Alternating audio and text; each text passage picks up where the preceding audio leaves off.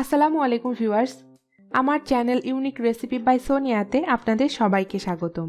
আজকে আমি আপনাদের বাসি ভাত দিয়ে পাকোড়া বানিয়ে দেখাবো। প্রায় সবার বাড়িতেই প্রতিদিনই লেফটওভার রাইস থাকে, আর সেই লেফটওভার রাইস দিয়ে খুব সহজে এবং ঝটপট মুচমুচে এবং সুস্বাদু এই পাকোড়াটি আপনারা তৈরি করে নিতে পারেন। আশা করছি আমার আজকের এই ভিডিওটি আপনাদের ভালো লাগবে।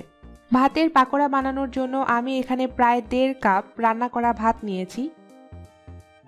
এখন এতে দিয়ে দিব 2 টেবিল চামচ পেঁয়াজ কুচি, 1 টেবিল চামচ ধনে পাতা কুচি, স্বাদ মতো কাঁচামরিচ কুচি, 1/4 চা চামচ রসুন বাটা, 1/4 চা চামচ আদা বাটা, স্বাদ মতো লবণ এবং পাকোড়াতে সুন্দর একটা কালার আনার জন্য আমি এখানে 1 চা চামচ গুঁড়া মরিচ ব্যবহার করছি। এখন সমস্ত উপকরণ একসাথে মিশিয়ে নিব। ভাতটাকে ভর্তা করে নেওয়ার কোনো দরকার নাই, জাস্ট হালকা হাতে মেখে নিলেই হবে। আমার কাছে মনে হয় পাকোড়া কম মশলাতেই বেশি ভালো লাগে, তাই আমি এখানে ধনে বা জিরার গুঁড়া ব্যবহার করছি না। আপনারা চাইলে এগুলো সামান্য পরিমাণে দিতে পারেন।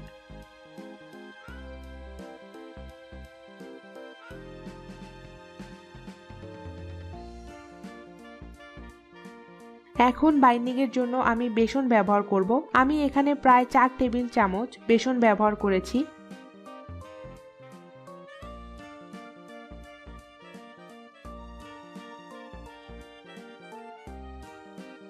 এরপর 1 টেবিল চামচ পানি দিয়ে আমি পাকোড়ার মিশ্রণটা রেডি করে নিব।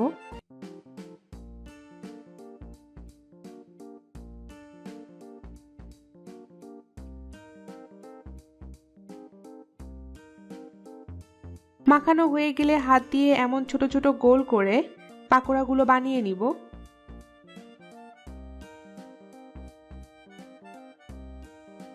একটি কড়াইতে আমি তেল গরম হতে দিয়েছি। তেলটা গরম হলে আমি পাকোড়াগুলো তেলে দিয়ে দিব।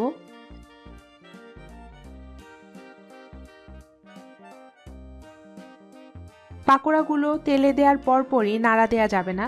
এক পাশ হালকা হয়ে গেলে তারপর এগুলো মাঝে মাঝে নেড়ে চেড়ে ভেজে নিতে হবে। আমি চুলার আঁচটা মিডিয়ামে রেখেছি এবং এই পাকোড়াগুলো মিডিয়াম আঁচে 2 থেকে 3 মিনিট ভেজে নিব, যতক্ষণ পর্যন্ত না পাকোড়াগুলো সুন্দর বাদামি রং ধারণ করে।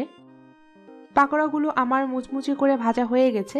এখন এগুলো আমি তুলে কিচেন টিস্যুর উপর রাখবো, যাতে অতিরিক্ত তেলটা অ্যাবজর্ব হয়ে যায়। বাসাতে একবারের জন্য হলেও এই পাকোড়াটা বানিয়ে দেখবেন। আশা করছি আপনার প্লাস আপনার ফ্যামিলি মেম্বারদের অনেক ভালো লাগবে। ভিডিওটি ভালো লাগলে লাইক, শেয়ার এবং কমেন্ট করবেন এবং আমার চ্যানেলটি সাবস্ক্রাইব করবেন। আল্লাহ হাফেজ।